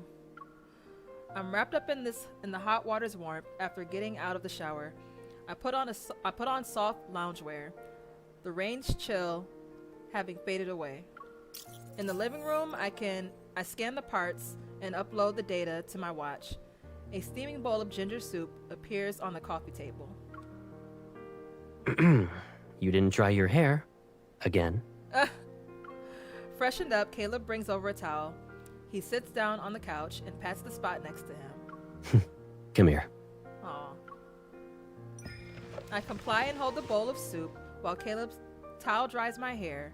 It's very soothing, and I can't help but narrow my eyes. Aw, this is intimate. It's been a while since I received your service like this. Oh, so you know it's a service. And that's why you always plop onto the bed to play with your phone while your hair's still wet. It's because I know you'll help me. Okay, Pipsqueak. I'll get used to it.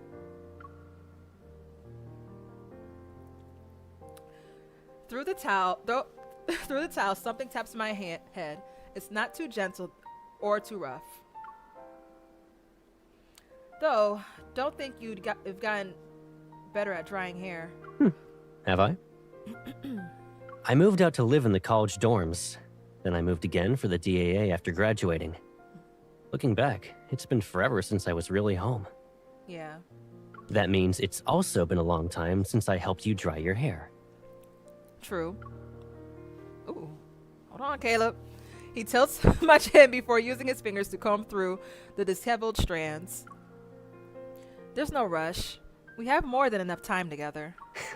Yep. With a promise made, a new thought crosses my mind. What about the Deepspace Aviation Administration? Do they know you joined the Farspace Fleet?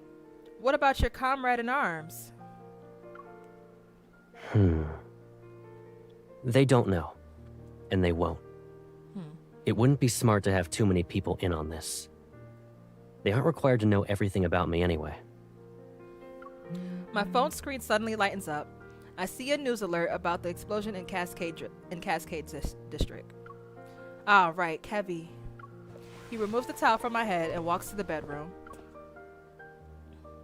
I'll grab the hairdryer. Give me a sec. Okay, take your time. Wait! Aware of the warnings Kevi's parents gave and the fleet's close surveillance of the siblings, I realize things are in a more sinister light. Is it possible Caleb knows something about this? Ooh. Are Kevi's parents important? I don't want to doubt him. Nah! Ask him. The fleet has used a considerable amount of resources to deal with the explosion incident and their search for Kevi. Is it because Kevi's parents are important to them? The perpetrator and victims are fleet personnel. That means the fleet must take full responsibility and provide answers to the public. Right. Then what will the fleet do if they can't find Kevi?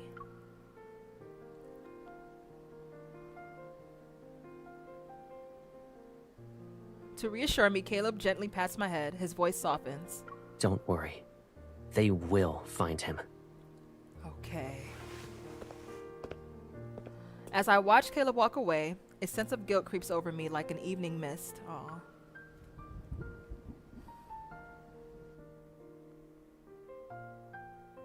Damn. Okay, okay.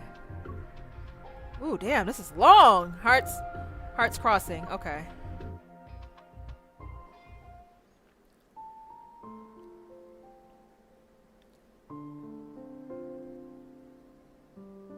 That did sound like a threat. When I wake up the next day, my head feels foggy and my throat is itchy. Maybe it's because I caught him in the maybe it's because I got caught in the rain yesterday. What are these for? As soon as I enter the living room, I stop in my tracks. Boxes of various sizes that weren't there before are now here. Oh. Caleb rolls up his sleeves. He sits down on the floor and pieces something together from the scattered parts around him. This place has been empty for too long, so I bought some stuff. Okay. Take a look. Do you need anything else? It's okay. I'll only be staying here for a few days. Anyway, I need to go. Why? You don't plan to visit me anymore? No, of course not. I rub my stuffy nose, content. Caleb smiles, wipes his hands, and gives the assembled robot a pat on the head. Hello, Master. Oh! The little robot's screen forms a smile, and its movements produce a series of clink clamps. When you're on the bed and glued to your phone, it can bring you snacks and drinks. Sure. You probably got a camera in that shit, too. The warmth of Caleb's smile makes me feel even more guilty. I'm sorry. If the fleet is just trying to protect Kevi, then I'll make it up to you once he's safe. I promise. I sit next to him and attempt to mask my nervousness with a pleading look. Caleb, I agreed to have dinner and watch a movie with some classmates in Sky Haven tonight. Can you give me a ride? It's not that far. You could take me there since your plane can just zoom. Kevi agreed to meet at midnight, but after careful consideration, I decided to head out early to avoid any problems. I made that suggestion to Caleb so he wouldn't overthink things. You shouldn't go out. I can tell you're coming down with a cold based on your voice alone. Oh, please don't start. I got things I gotta handle, Caleb. Focus on resting today, so you can recover. Man. Here he go. Caleb opens another box and busies himself again. There's a weird energy fluctuation in the Deepspace tunnel. All the Wanderers in Sky Haven are riled up because of it. To ensure everyone's safe, Sky Haven will be under lockdown tonight. We'll be doing a cleanup.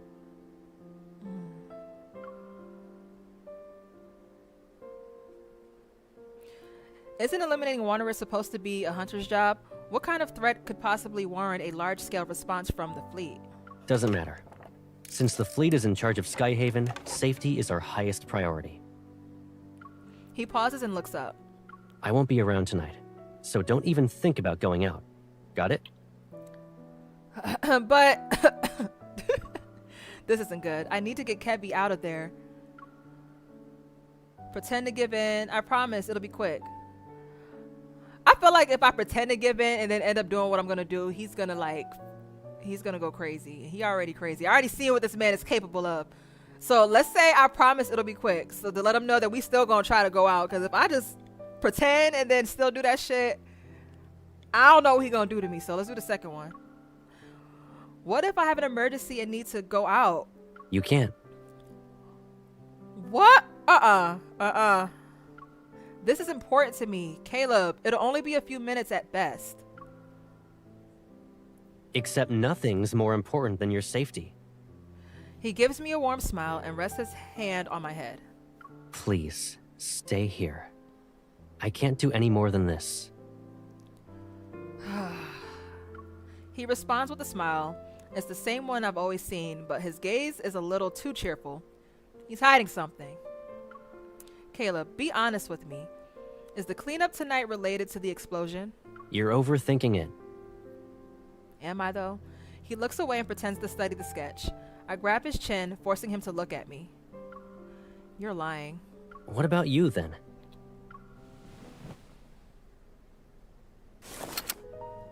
He calmly grabs my right hand and reveals the gun I had put on my waist. Uh-oh. Why do you need a gun at a friendly get-together? Oh, shit. Here we go. That's because I'm worried about encountering a wanderer. He grips on my wrist. His grip on my wrist tightens. Don't forget about the ether core in your body. You're not a normal hunter. And the whole explosion incident is complicated. One wrong move, and you'll be trapped here forever. The fleet isn't just here to investigate the explosion, right? Are you hiding something? In the tense silence, the small auto is oblivious as it continues making noise. After what seems like an eternity, he suddenly lets go. Sorry. Yeah, you better be. Do you remember what I said? What did you say? Leave it to me. I won't break my promise to you. My lips tighten into a thin line, and the increase in my body temperature that I've been fighting hits me. I slowly lean back and sink into the sofa. I'm sorry. I shouldn't have upset you. Yeah. Caleb kneels. He takes my wrist that he had grasped earlier and massages it with his thumb. But tonight's operation isn't just a normal patrol. You're unaware of the dangers here. His earnest gaze follows mine. When I try to look away, for some reason, this version of Caleb feels like a stranger. Do you really mean it? Oh! Cross my heart. Pinky promise? Alright, I'm pressing with my pinky.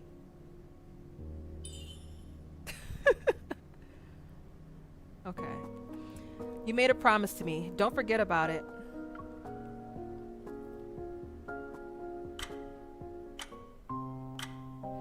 As the day draws to a close, I still haven't found an opportunity to leave.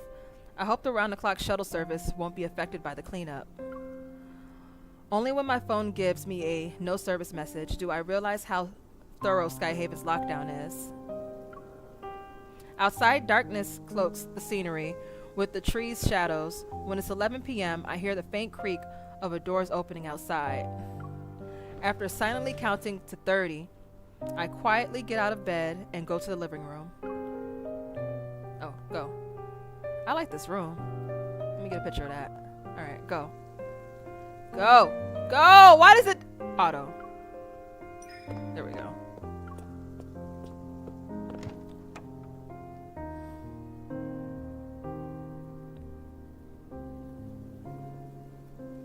No one's here. Only a single wall lamp illuminates the room, and the furniture shadows are plastered on the house white walls.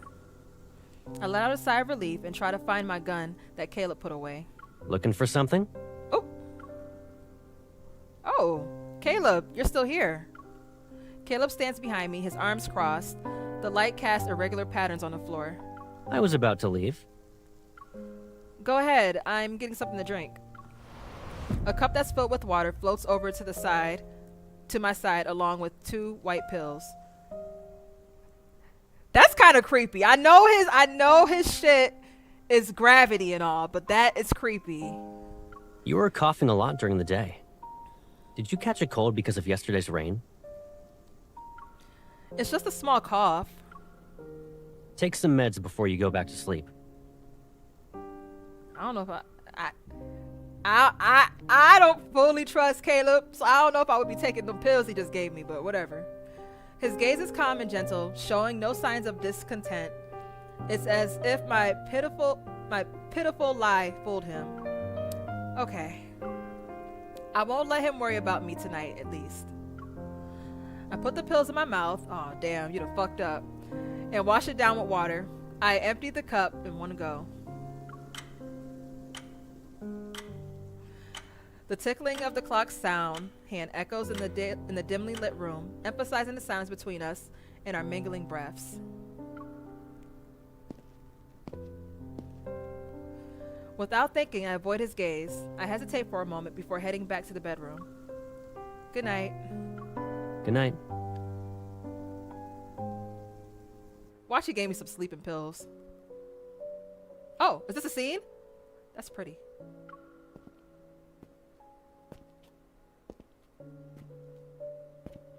Look at me. Oh, look at me. Wait, go back. That was cute. And I got my purple hair. Hey. I got my purple.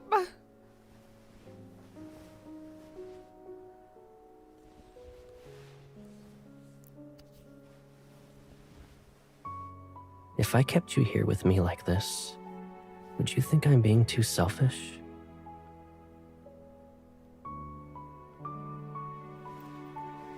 But it's only us now. See, that's what. See, I done fell asleep.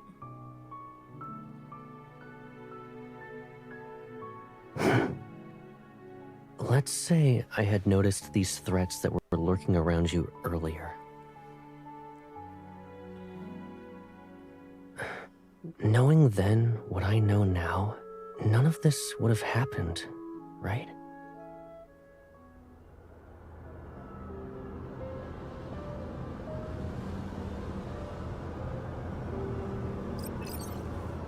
Wait, what? What that said?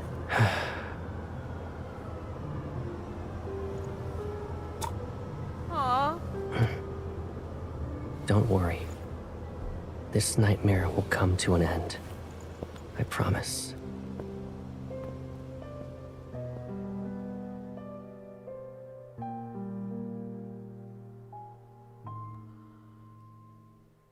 Wow. See, I knew I shouldn't have taken them pills. All right, let's fight. Oh, okay, so this is like a regular fight now. Okay, let's use Caleb, obviously.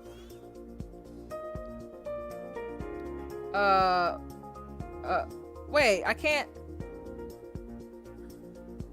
Oh, I have to use Zayne. I have to use Zayne. I mean, I'm fine with that. We're gonna do Master of Fate Zayne, though. Fuck it. This shit about to be quick as hell. Alright. I love this stage. I'll head into battle with you by my side. I love this stage. Watch how quick this is about to be. Here comes the gust. It is weak. Now's our chance. Keep your distance from it. It's over. Stay safe. Don't get distracted. Was that it? Was that it? Oh, come on. Well, at least... Threats are only temporary. Melting like snowflakes. Alright. Is there another one? They usually do two. Yep, okay. And we're gonna keep my husband, period. Alright. Damn. I'll head into battle with you. I know by my I side. could unselect the card. Wait. Unselect the cards? Oh yeah, you're right. Y'all, I'm The longer fucking you up. slack off, the I know greater y'all the sick of me. punishment. I forgot. Unselect the cards. Oh well, it's alright. I did not do the Lucio stuff yet. No. You can't always be on the offensive. I can. Here comes the gust. We use the gale to our advantage. I love you, exactly. I saw it staying on the screen. I didn't even really care. Eat this. Not even a challenge. Alright, here we go. Be ready for its next move. This bitch. Can't wait to Here kill comes the yeah. gust. It is I hate weak. that wanderer. Now's our chance. Oh, yeah, get him, Zayne. Nah, go ahead, get him, Zayne. Get him. Fuck him up, Zayne. Your weakness is showing. Fuck him up, Zayne. Ooh, fuck him up, Zayne. Threats are only temporary. Melting like snowflakes. Okay. Oh, shoot. Oh, it's another one? All right, this time I'm gonna fight with Caleb. This time I'm gonna fight with him. All right. I forgot we could switch it up. All right, Caleb, where you at, bro? Little brother. No, wait, he would probably be our older brother, right?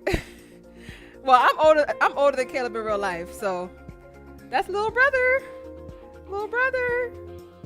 Where you at, little brother? Little brother.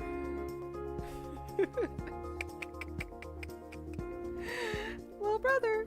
Here we go.